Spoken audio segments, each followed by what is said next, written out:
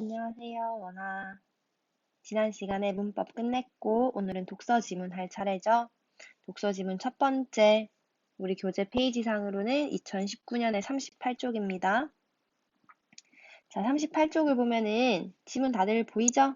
문제도 다들 풀고 지금 듣는 거 맞죠? 몇 문단까지 있더라? 그렇지, 1문단에서 5문단까지 있고, 1문단이 서양 철학이라고 하는 말로 시작하는 걸로 보아. 철학, 즉 인문 분야의 지문이겠죠. 인문 분야의 지문에서는 어떤 것들을 묻는지 생각을 하면서 한번 봐봐요. 자, 1문단 서양 철학은 존재에 대한 물음에서 시작되었다. 존재에 대한 물음이 어떤 거지? 읽어볼까?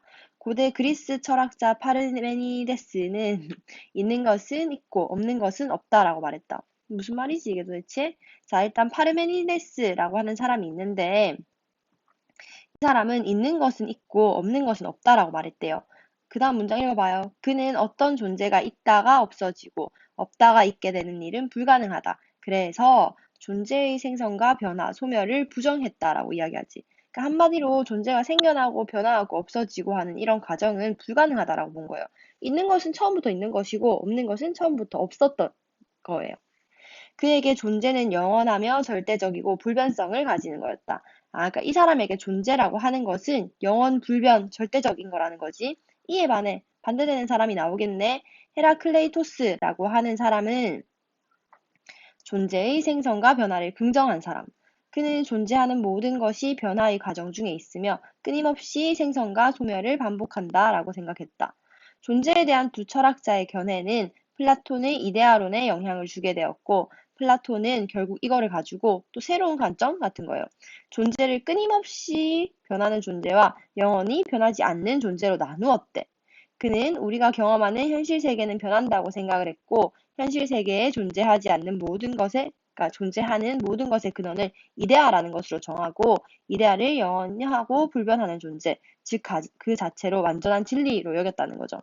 그러니까 한마디로 플라톤은 지금 앞에 나왔던 두 입장을 약간 음, 다 수용해서 자기만의 이론을 만들었다라고 봐야 되는데 플라톤의 이데아론을 보면은 일단은 그러니까 변하는 것도 있고 변하지 않는 것도 있다. 이렇게 두 개로 나눈 거예요.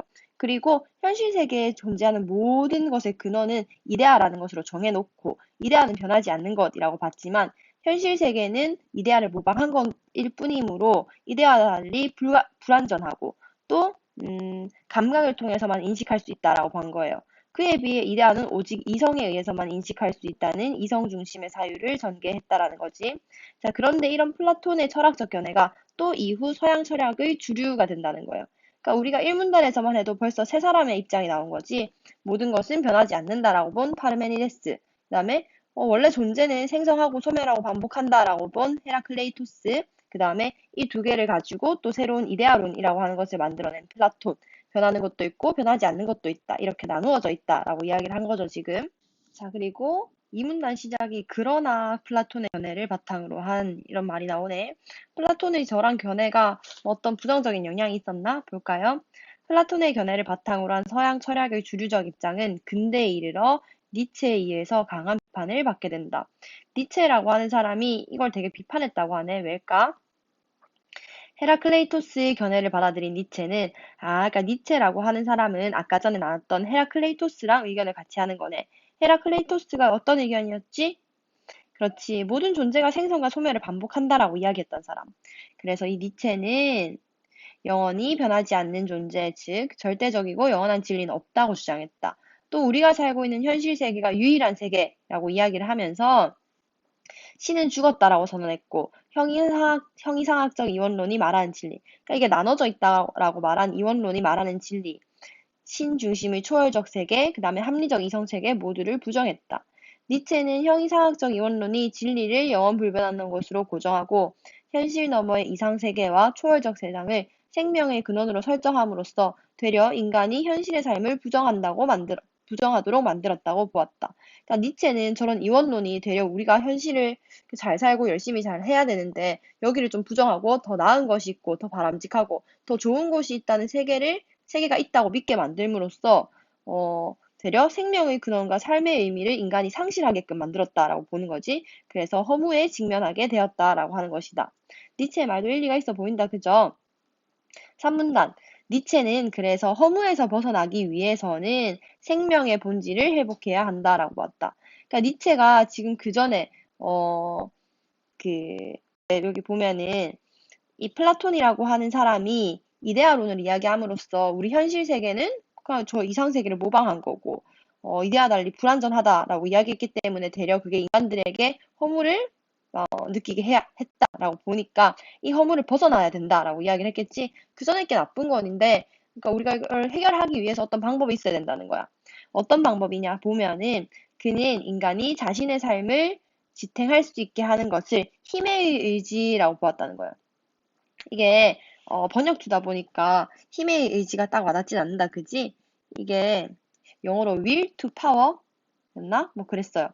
그러니까 한마디로 음, 힘에 대한 의지, 그러니까 힘을 생각하는 의지, 힘을 갖고자 하는 의지라고 보면 되겠죠. 어쨌든 힘에 대해서 뭔가 의지를 가진다라는 거예요. 니체가 말하는 힘의 의지라고 하는 것은 주변인이나 사물을 자기 마음대로 지배하고 억압하려는 그런 의지가 아니에요. 그럼 어떤 의지냐? 자기 극복을 이끌어내고 생명의 상승을 지향하는 의지라는 거야. 그러니까 되게 좋은 의지야. 막 이렇게 권력에 대한 의지라기보다는 나 스스로 내 삶을 좀 꾸려나가고 나의 생명의 상승을 도모해볼까라고 하는 되게 좀 좋은 의지라는 거죠. 니체는 이러한 힘의 의지가 생성과 변화의 끊임없는 과정 중에서 창조적 생성작용을 하는 애인데 그 최고의 형태가 바로 뭐라는 거지? 그렇지, 바로 예술이라고 보는 거야.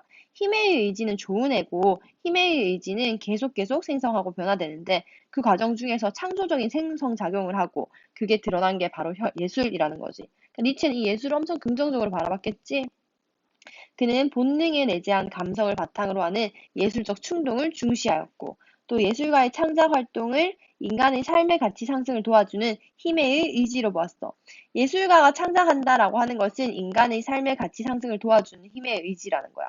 그는 예술을 통해 생명력을 회복하고 이 허물을 극복할 수 있음을 강조했대. 그러니까 니체는 예술을 통해서 우리가 맞닥뜨리는 이 허무감을 좀 해결해 보자라는 거예요. 자문단. 그리고 이러한 니체의 철학적 결례는 20세기 초 예술가들에게 많은 영향을 주게 된다. 니체가 이제 이런 철학적 견해를 예술로 연결시켰기 때문에 예술가들에게도 많은 영향을 미친 거예요. 특히 헤아에서 독일의 표현주의가 니체의 철학을 수용했다라고 볼 수 있다. 표현주의는 전통적인 사실주의 미학을 따르지 않은 애고 사실주의 미학은 형이상학적 이원론에 근거하여서 존재와 진리의 참모습을 모방하는 것을 예술의 목적으로 받아들이는 재현의 미학이었다. 그러니까 독일의 표현주의라고 하는 애는 전통적인 사실주의 미학을 되게 좀 따르지 않았는데 이 사실주의 미학이 원래 어떤 애냐면 존재와 진리의 참모습을 모방해 나가자. 그게 예술의 목적이다라고 하는 재현의 미학이었던 거야. 얘는 사실 누구의 입장이랑 비슷하니? 진리는 따로 있고 뭐 이걸 모방해야 된다라고 이야기하는 거. 플라톤은 이데어론이랑 약간 비슷한 느낌인 거 알겠어요? 그러니까 당연히 니체의 철학을 따른 애들은 이러한 입장을 반대하겠지. 니체의 철학적 관점에서 예술을 이해한 표현주의 화가들은 어떤 입장이었는지 볼까요? 예술의 목적은 대상의 재현이 아니라 인간의 감정과 충동을 표현하는 것이다. 사실주의 미학에서 이성보다 열등한 것이라고 여겼던 감정을 이 사람들 입장에서는 존재의 본질을 드러내는 것이라고 보았고, 인간의 감정은 원래 시시각각 변화하며 생성과 소멸을 반복하는 것이었기 때문에 그림을 그리는 동안에도 뭔가를 재현해내는 것보다는 매 순간 변화하는 감정이 더 중요하다라고 이야기를 한 거죠. 그래서 대상의 비례와 고유한 형태를 왜곡하고 왜곡해도 돼. 왜냐면은 원래 거를 재현하거나 모방하려는 게 아니라 나의 감성, 나의 충동을 표현하는 게 더 중요하기 때문에. 그래서 색채도 실제보다 더 과장해서 그리거나 대비되는 원색을 대담하게 사용하는 등 그런 방법을 통해서 자신의 감정과 충동을 표현했다. 또한 원근법에도 얽매이지 않고 화면 구성을 좀 자유롭게 함으로써 공간이 현실 공간의 재현이 아니라 화가 자신의 감정을 표현하기 위한 상징과 의미를 생산해내는 공간이라는 인식을 드러냈다. 그러니까 이제 표현주의 화가들이 어떤 입장인지 알겠지. 그전에 애들이 원래 있는 것을 그대로 받아들이고 재현해내는 것을 예술이라고 생각했다면 이 표현주의 애들은 내 안에 있는 것, 인간의 감정과 충동을 표현해내는 그런 것이 더 중요하다라고 본 거예요. 원근법도 중요하지 않고 원래 이 색채도 그렇게 중요하지 않아. 왜냐면 그냥 나의 감정을 드러내기 위한 수단으로서 혹은 그거에 그냥 어떤 상징이나 의미를 생산해내는 공간만 되면 되는 거거든요. 오문단. 그래서 이 표현주의 화가들은 이성과 합리성의 가치를 추구하던 당시 사회의 분위기에 반발하며 예술가로서의 감정적, 주관적인 표현을 예술이 추구해야 되는 가치로 보았다. 위에 이제 누구였어? 저기 반대되는 애들 누구였어요? 그렇지. 사실주의 미학이지? 사실주의 미학애들은 예술의 가치를 다른 걸로 봤잖아. 재현이라고 봤다면 이 표현주의 애들은 예술의 가치란 바로 예술가로서의 감정적, 주관적인 표현을 해내야 되는 거.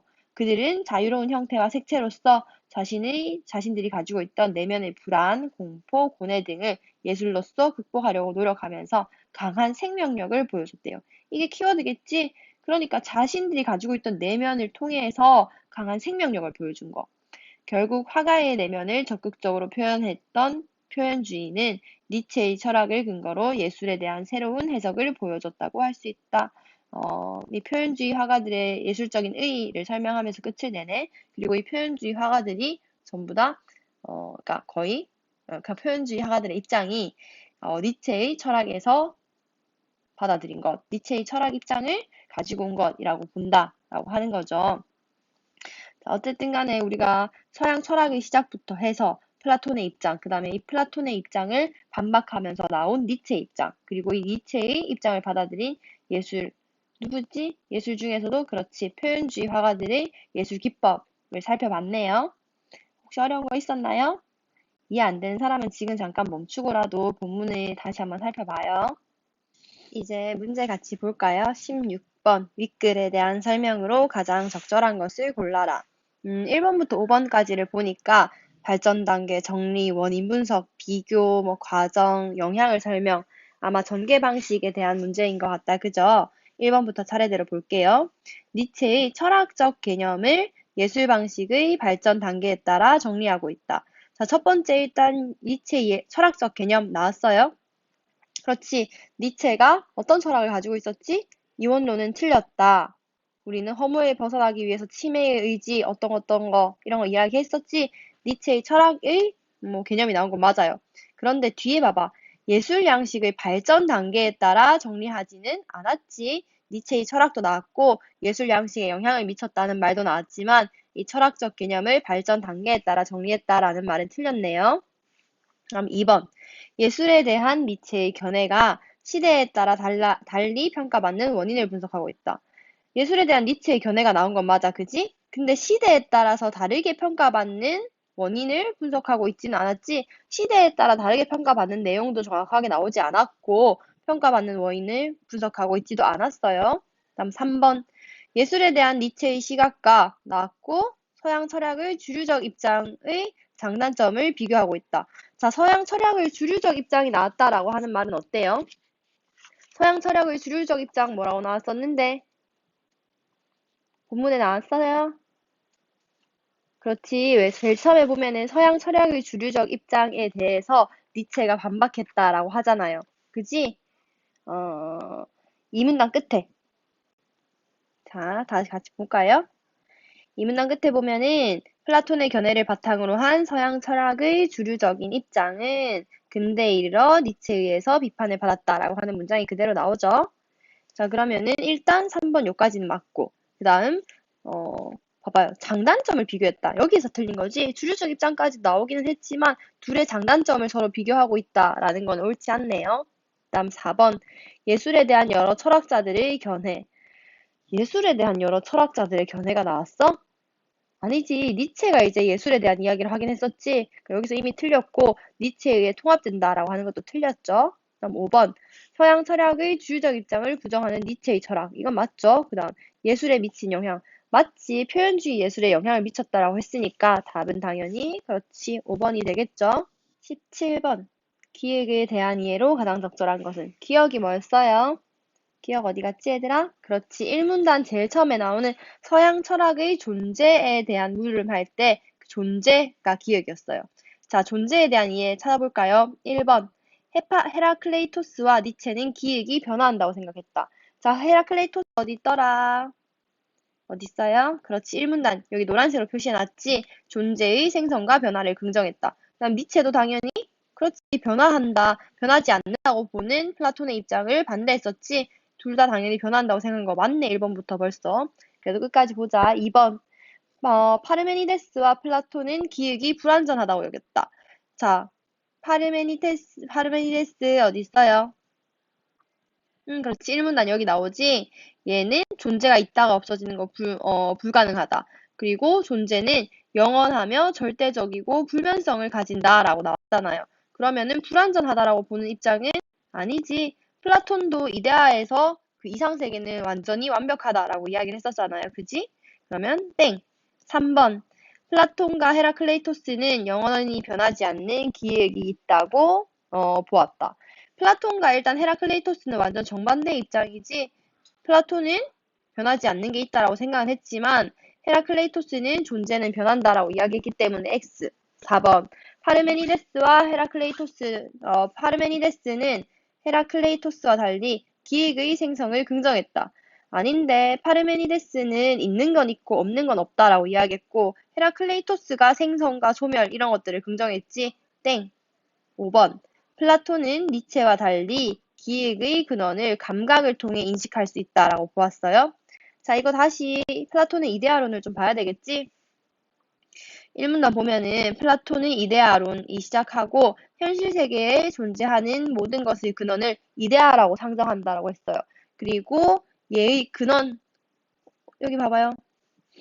밑에 감각을 통해 인식할 수 있는 현실 세계의 존재와 달리 이데아는 오직 이성에 의해서만 인식할 수 있다는 이성 중심의 사유를 전개했죠.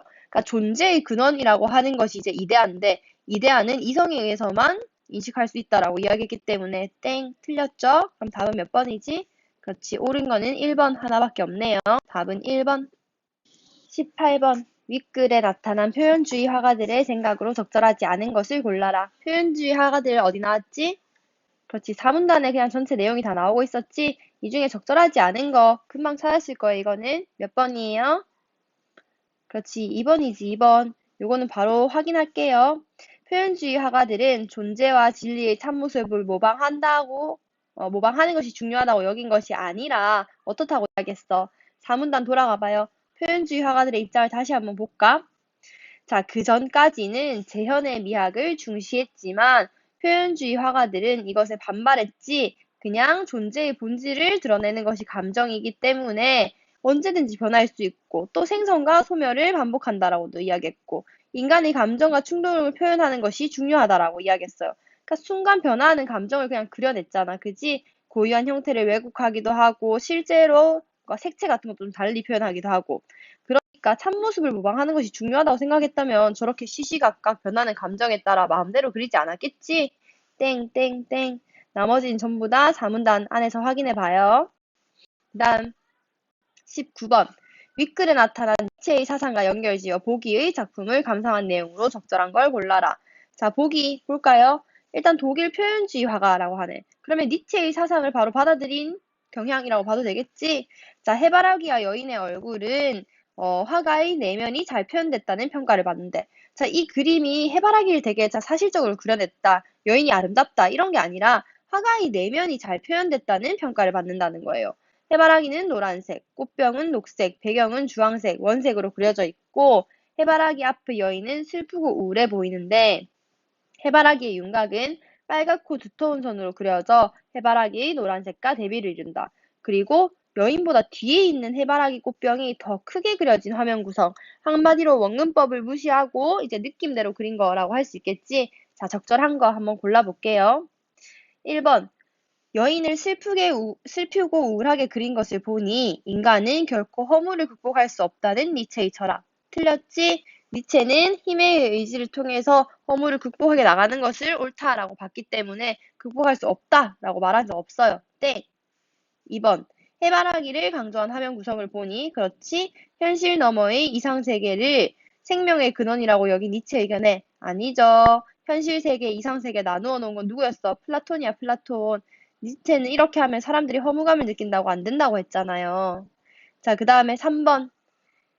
해바라기 노란색과 윤곽의 빨간색을 대비한 것을 보니 초월적 세계를 아니지. 초월적 세계 재현, 이것이 현실 세계 땡땡땡 전부 다 니체 입장과는 달라요.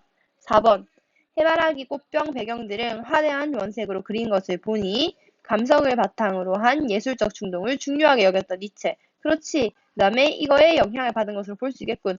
맞네요. 표현주의는 일단 니체의 사상에 영향을 받았다라고 이야기했고 니체는 예술적 충동을 중요하게 여겼다라고도 이야기했으므로 4번은 당연히 옳은 설명이 되겠죠.